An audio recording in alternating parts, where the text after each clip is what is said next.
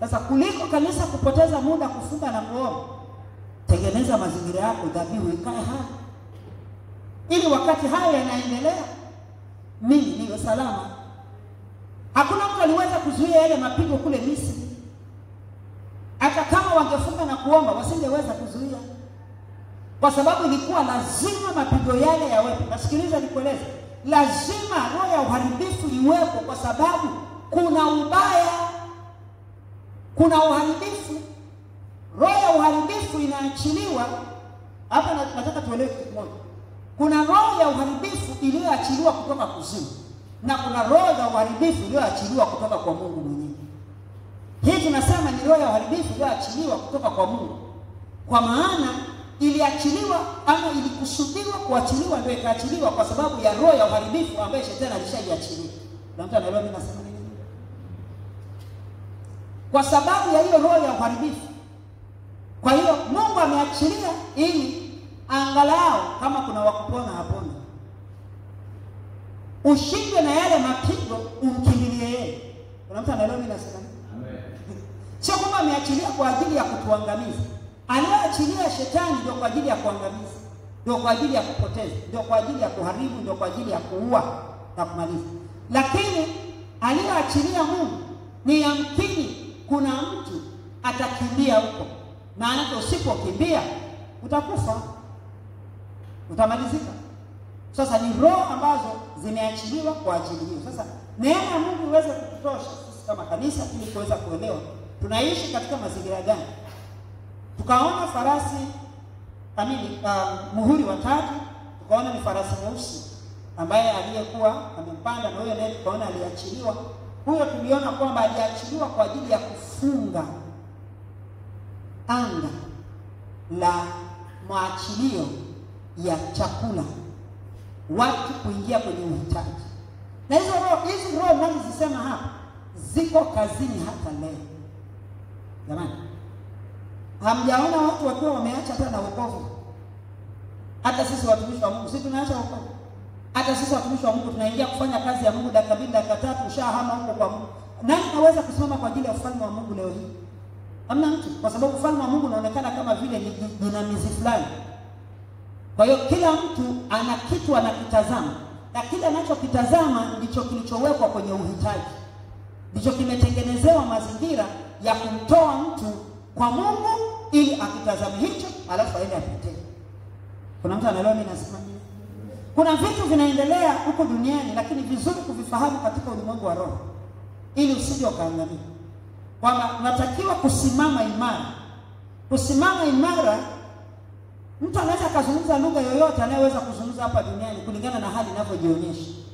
Lakini ukweli ni kwamba kuna kitu kimoja ambacho lazima tukifahamu, na sisi tuna bahati kwa sababu Mungu ametufundisha tangu mwanzo, tangu uumbaji ametufundisha. Kuna kitu ambacho tunatakiwa tukifahamu, ya kwamba kama Mungu aliyeumba tangu mwanzo hakuyafanya haya ambaye ndio yanayoonekana, huo ndio ufahamu ambao mtu aliyeokoka anatakiwa kuona. Huo ndio ufahamu ambao mtu anayesema kwamba anamwamini Mungu anatakiwa kuona. Kama Mungu wakati anaumba mwanzo, alipoumba haya ambayo yanayotuendesha hayakuwepo, na si sehemu ya uumbaji wake, mimi sioni kwa sababu gani ndio yanichote mimi yanipeleke. Itanipa mimi kufahamu. Hapo ndio mahali kanisa linatakiwa kutia moyo ufahamu. Kisiatia moyo ufahamu ndio hapo. Na mimi kanisa linatakiwa nitie moyo ufahamu kwamba kama hiki hakikuwepo, ina maana si cha Mungu. Na kama sio cha Mungu, mimi nakitaka kilicho cha Mungu. Na ukikitafuta kilicho cha Mungu, hautakipata katika mfumo huo. Sasa ina maana mimi ndio natakiwa kuhama kwenye mfumo, kwa sababu kuna muundo wa uumbaji wa Mungu na kuna muundo wa uumbaji wa shetani. Shetani alianza kuumba baada ya anguko, ndio alianza kuonyesha vitu, yani alianza kuwekeza vitu vyake duniani. Na Mungu katika vile alivyoumba, mimi natia moyo wangu fahamu nibaki kwenye asili yake. Nikisha tia moyo wangu fahamu kubaki kwenye asili yake, sasa pesa haitakuwa issue kwangu. Pesa haitakuwa issue kwangu. sijui nini, sijui nimeona nini, sijui nimeona nani amekuwa na nini, sijui hivyo vitu vyote vitakuwa minor katika maisha yako, kwa sababu havikuwepo. Kuna mtu leo mimi nasema nini? Havikuwepo wakati Mungu anaumba. Na kwa sababu havikuwepo, havipashi kurusha roho yangu ikapaa juu juu. Roho yangu inapazwa juu juu kwa sababu ni shetani amewekeza. Ndio alipaza roho za wale mpaka gharika ikaja. Na mtu anaelewa mimi nasema? Kwa hiyo kile ambacho hakikuwepo kinapaswa kisiwepo kwenye maisha yangu. So, kwa maana sasa mimi nirudi kwenye ile asili, hapo ndipo mtu atajua maana ya kumngoja Bwana ni nini. Ataelewa maana ya kumngoja Bwana ni kitu gani. Wakati unakimbizana unaielewa kumngoja Bwana kwa maana nyingine. Lakini ukisha hama kwenye huo muundo na kuingia kwenye muundo mwingine, alafu ukaanza kutembea kwenye ile system, kwenye ule mfumo, utaona kumngoja Bwana kwa maana nyingine. Utaifahamu kwa maana nyingine. Utaifahamu kwa sababu itakuwa ni sehemu ya maisha yako. Kwa sababu kuhama maana yake ni kwamba unahama kwenye mfumo fulani wa kimaisha uliotengenezwa kutokana na muundo fulani utokanao na. Sasa unatokana na nani? Unatokana na shetani sasa. Huo ni muundo wako. Ndio maana wewe utakimbizana, hapa sisemi tu asifanye kazi. Ninazungumza ni namna gani ambavyo unaweza ukatembea katika zile hatua za kile ambacho Mungu ndo alikupa na alikusudia ili ufikie pale mahali alikukusudia. Kwa sababu hii inasababisha watu wanaondoka kwenye destiny zao, kwenye hatima zao. Hatima yangu ilikuwa inaelekea huku, alafu shetani amerusha roho yangu, kurusha roho yangu, akarusha moyo wangu, rusha nafsi yangu mpaka nikageuka. Nikishageuka katika yale ninayoyaona, alafu mimi kumbuka, nikishageuka nimebaki peke yangu. Sina roho wa Mungu. Nikiwa niko huku nina roho wa Mungu. Ndio Wafilipi anasema na yaweza mambo yote kwake yeye anitiaye nini? Nguvu. Ndio anasema kwa kuangalia huku ndio nitaelewa maana kumngoja Bwana ni nini, kwa sababu nitapewa nguvu za kuishi kwa muundo huo, kwa mfumo huo, kwa sababu hiyo ni system ya Mungu. Sasa huyo roho ndio anayenifundisha hizi ndio hatua. Hizi ndio hatua. Hizi ndio hatua. Hautakaa ukawaza kuna vitu mimi nafundisha uhalisia. Sifundishi nini? Naita nini? Kuna nadharia na kitu gani? Na vitendo. Sifundishi nadharia. Nafundisha uhalisia wa vitendo. Kuna watu wameishi hapa na mimi naishi hapa. Panafundisha ninachokifahamu na nafahamu na vitendo. Unakaa mpaka unasahau. Unakaa mpaka unasahau kitu ambacho kama uko kwenye maisha haya ya kurushwa roho, ukikosa shilingi huwezi kusahau kama hauna hela. Kuna mtu anaelewa mimi nasema nini? Kwa sababu ndio utakuwa unakimbizana unaitafuta. Kwenda kukopa, kupiga simu, sio kufanyaje, kuwaza kile. Lakini sasa ukiwa kwenye muundo na huo mfumo mwingine, unasahau kwamba hauna. Kwa sababu gani? Hicho ambacho hauna sio kitu. Kitu ni kile ulichonacho ambacho sasa ushakichukua unacho. Sasa kile ambacho ulichonacho ndicho ambacho kinakupa wewe kukaa na kutulia. Na mtu anaelewa mimi nasema nini? Ndio maana nasema kwamba hapo ndipo mahali mtu anakuja kuanza kuelewa maana ya kumngoja Bwana ni nini. Maana ya kumngoja Bwana si kukaa na jicho moja wazi kama sungura. Hapana. Ni kukaa na macho yote mawili yakiwa yako macho. Alafu ufahamu wako ndio unaokuwa unageuzwa, unakuwa haupo huko. Kwa sababu lazima ufahamu uondolewe huko. Kama haujaondolewa huko huwezi hata ukafanya nini. Na hiyo ni neema ambayo tunahitaji Bwana atupatie, kwa sababu tunaishi kwenye mazingira hayo sasa. Na mazingira haya kama ninavyosema ni roho ziliachiwa kwa ajili ya kuwafanya watu waende mbali na Mungu, na watu waendelee kufanya maovu katika kukabiliana na maisha yao. Leo hii wewe weka kitu chochote wazi hapo, hata yule unayofikiria kwamba unamwamini utakuja kugundua sio mwaminifu na sio wa kuamini. Weka tu kitu ambacho kinaweza kikaonekana kikachukua tu nafsi ya mtu, utakuja kuelewa kwamba kumbe Salome alikuwa sio mwaminifu. Nilikuwa namwamini lakini alikuwa sio mwaminifu, kwa sababu ni roho ambazo zimeachiliwa na ziko kazini na zinatenda kazi ili kuwafanya kila mtu.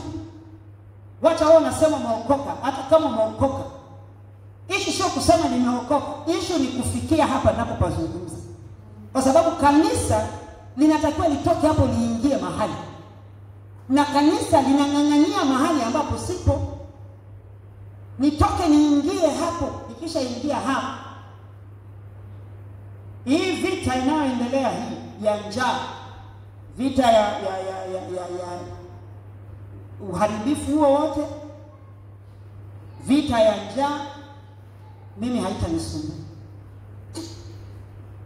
kwa sababu sio kwamba haitanisumbua alafu itakuwa sipati. Hapo ndipo mahali unafungua mlango wake Mungu kwa ajili yako. Bila hivyo huwezi kufungua. Unakuja kushangaa, yaani unashangaa, kuna vitu vidogo mpaka unasema hata mpaka hichi jamani. Unaona tu kwamba hii tena sio muujiza, hii ni system. Kuna mtu anadhani mimi nasema utahama kwenye muujiza kwa sababu inakuwa ni system, na hiyo ndio yaani utaifahamu system ya Mungu. Sasa hivi tunasema ni muujiza kwa sababu tuko nje ya system, lakini ukishaingia ndani ya hiyo system si muujiza tena, ni life, ni maisha, ni sehemu ya maisha yangu. Kwa sababu ni sehemu ya maisha yangu, sio muujiza. Mtu anadhani nasema nini? Kwa hiyo hayo yapo na yameamriwa yawepo na yanaendelea kuwepo, lakini issue iko kwetu sisi tuishi wapi? Israeli waliishi Gosheni wakiwa Misri, lakini hayo yote yaliyofanyika tunayosoma kwenye Biblia hayakuwagusa, wakabaki salama mpaka siku waliondolewa pale. Mungu aliweka ahadi yake akaitimiza. Israeli wakavunja ahadi wenyewe, wakafa kuja kwa. Lakini Mungu hawezi akaenda kinyume hata siku moja. Sasa hivi ni vitu ambavyo sisi kama kanisa lazima tuelewe. Mimi nimeambiwa nikumbushie hivi. Sasa mimi sikujana ndio naona tena nabii. Lakini takiwa kupita hapo ili tuingie huko. Kwa hiyo tuliona huyo ni farasi wa mweusi watatu. Tukaona farasi wanne ambaye muhuri wa 4 ulipogongwa, yule farasi wa kijivujivu yeye akainuka, naye alikuwa amebeba nini? Mateso ya wenye haki na matukio ya dhiki kuu. Aliwekwa kukaribisha uharibifu. Sasa leo tuna kanisa mafungu haya mawili. Fungu la kwanza linapita kwenye uharibifu kwa sababu ya muundo wa kwanza ambaye nimeuzungumza, kwamba hatukutakiwa tunatakiwa tuwe kwenye Gosheni yetu ya kiroho, ili wakati huko nje Musa anasema na Farao, waachie watu wangu waite, waachie watu wangu wewe waachie watu wangu, sisi kukula tuosha vyombo, tupika chakula, twala Gosheni. Kuna mtu anasema nini? Tuko salama. Lakini kuna watu wa aina ya pili, kanisa la aina ya pili. Kanisa la aina ya pili ni wale ambao pamoja na kwamba walisimama vizuri na Mungu, lakini mateso yameamriwa kwa ajili ya kuzuia kusudi la Mungu, kama kazi ya Mungu, mapenzi ya Mungu hapa duniani. Kwa hiyo yanaitwa mateso ya wenye haki. Kwa hiyo unakuta watu wameokoka, watumishi wa Mungu wamesimama, lakini wanapita kwenye dhiki. Wanapita kama vile kuna uharibifu fulani, lakini sio uharibifu, kwa sababu hiyo nayo imeruhusiwa, ni kipimo chao. Na anasema kwamba mtakaposhutumiwa, mtakapotukanwa, furahini. Yaani Bwana alitangulia kutufariji, kutupa neno la faraja kabla hatujaingia kwenye dhiki hiyo, ili unapoingia kwenye dhiki hiyo usiache na ukakata tamaa. Sasa leo angalia jinsi watu unakuta mtu alikuwa amesimama vizuri, anapoingia kwenye mateso ya wenye haki anasema mambo gani haya, anakimbia. Sasa ni ufahamu ambao tunatakiwa kuwa nao ili kuweza kuelewa kwamba mimi ni nani, na katika farasi huyu wa kijivujivu mimi niko kwenye sura ipi hapa? Mimi ni mwenye haki. Kwa hiyo haya matukio ya dhiki ambayo yananikabili yanatokana na nini? Ninapojifahamu kwamba yanatokana kwa sababu nimesimama kwenye haki, ndio kama vile wameniambia kanyaga accelerator, kimbia, endelea mbele. Kuna mtu analo mimi nasema nini? Unaongeza mwendo, sio unapunguza mwendo.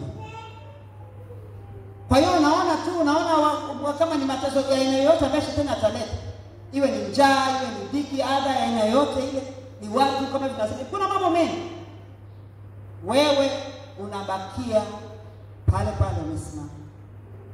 Hautaiuza haki kwa sababu ya uharibifu ama mateso ambayo kesho kutwa utavuka hapa. Sasa nisije ikapoteza kama Esau. Sema inanisaidia nini? Ngoja niachane na hii kazi. Ngoja mimi niachane na hii nini? Ngoja niachane na wokovu. Kama nguvumilia nimevumilia imetosha. Haijatosha bado. Kwa sababu bado tuko duniani. Na hizi roho ziko kazini bado. Hazijaambiwa kwamba wakatoke uishi. Ndio mwanzo ni asubuhi kwao. Kwa sababu hata dhiki kuu yenyewe haijakolea moto. Kwa hiyo bado tuko kwenye nyakati ambazo zinabeba hafueni. Lakini ndio tunaelekea kwenye nyakati ambazo ni ngumu. Hizo ndio zile nyakati za mateso ya wenye haki ambazo tunasema kwamba lazima tujiweke tayari. Na ndio maana tunajifunza hili somo. Lazima tujiweke tayari kwa sababu tunaingia katika kipindi ambacho nasema hivi, kuabudu itakuwa ni ishi. Hivi ndio tutachana nazo. Kwa sababu tusisitike, kwa sababu lazima tuabudu. Kwa hiyo itabidi tubaki sasa tunakaa tu duara tunaabudu kimya kimya hivi. Kwa sababu Yesu hawezi kumwacha. Kwa hiyo mfumo itabadilika. Tutaenda katika mfumo ambao hapo ndipo sasa watu watarudi kwenye ibada ya kweli katika roho. Sio ibada ya maonyesho. Tarudi kwenye ibada ya kweli kwa sababu wewe una Yesu, unanusurika kifo. Je, unasimama na huyo Yesu? Ndio sasa ijulikane. Haleluya. Amen. Kwa hiyo tunaona kabisa tunaingia katika hiyo